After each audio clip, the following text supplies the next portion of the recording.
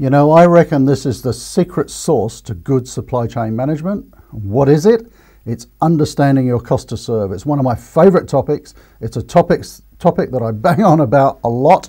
Why? Because so many businesses don't understand it, and so many supply chain managers don't understand it. And I really want to reinforce it with you this week so that you can understand it and really be a hero in your business. That's coming right up.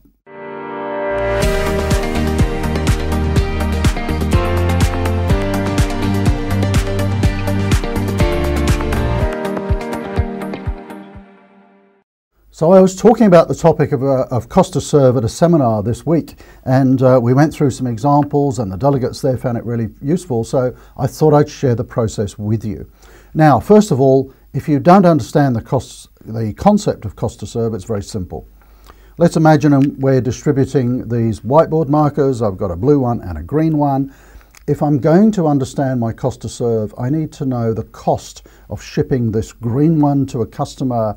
I live in Australia, in Sydney and in Darwin and maybe to Adelaide, and what's the cost of this product? Forget they're kind of the same product. Maybe it's a bigger product, you know, different characteristics. Maybe it's one of these, they come in packs of 10s, this little remote.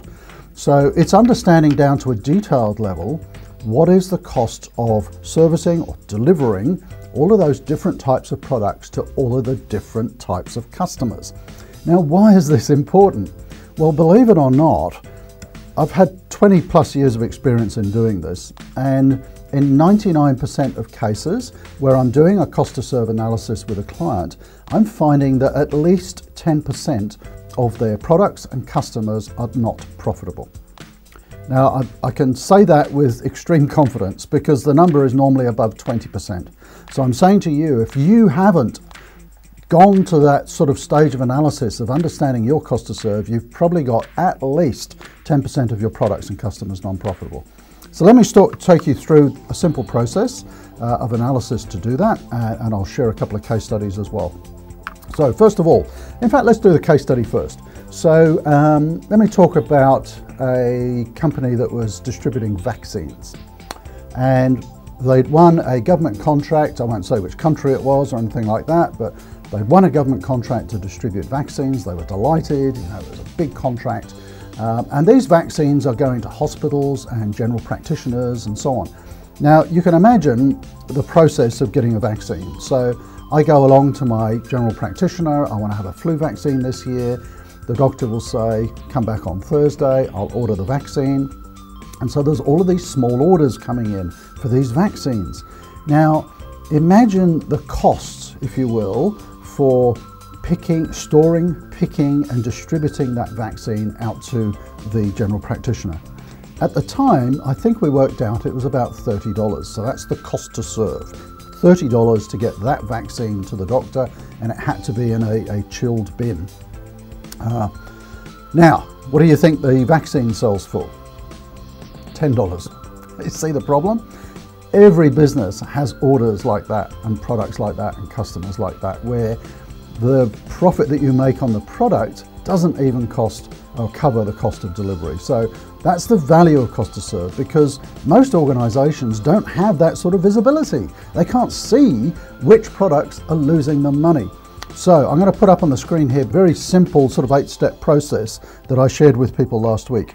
So first of all, have a look at your customer profile and try to differentiate your customers in terms of maybe location, of service requirement. So for example, everybody has customers who buy by the pallet load or the truckload. Maybe you've got customers who are in a metro area, customers who are in a remote area. And then do the same thing for the product profile.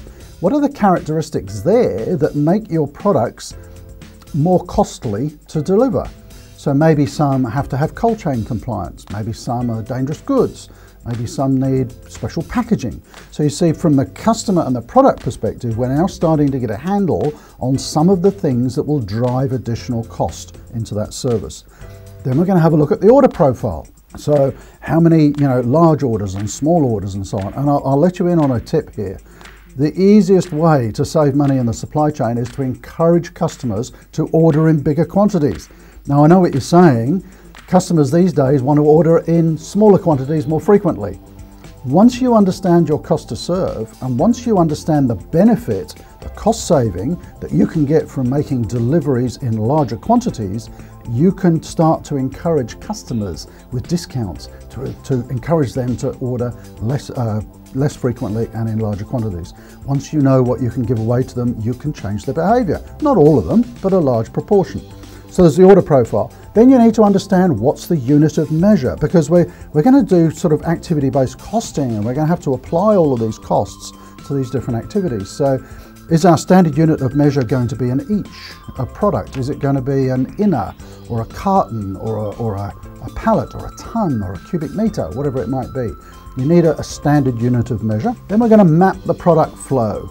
So how does the product go through the warehouse, for example, receipting and storage and picking, dispatch, and then the transport.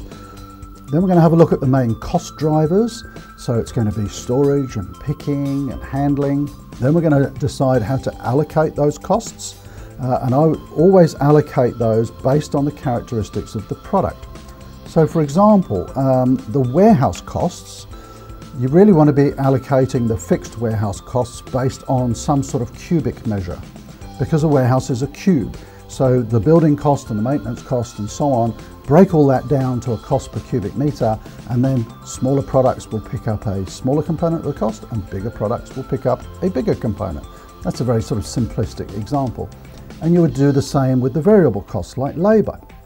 So we'll work out a cost per pick for an each, a cost per pick for a carton. And then the way I described this last week at the seminar, how to do all of this cost allocation, just imagine that you've got a spreadsheet and you've got all of the order history on there. Depending on the size of your business and how busy it is, maybe you've got a spreadsheet with orders from a 3-month period.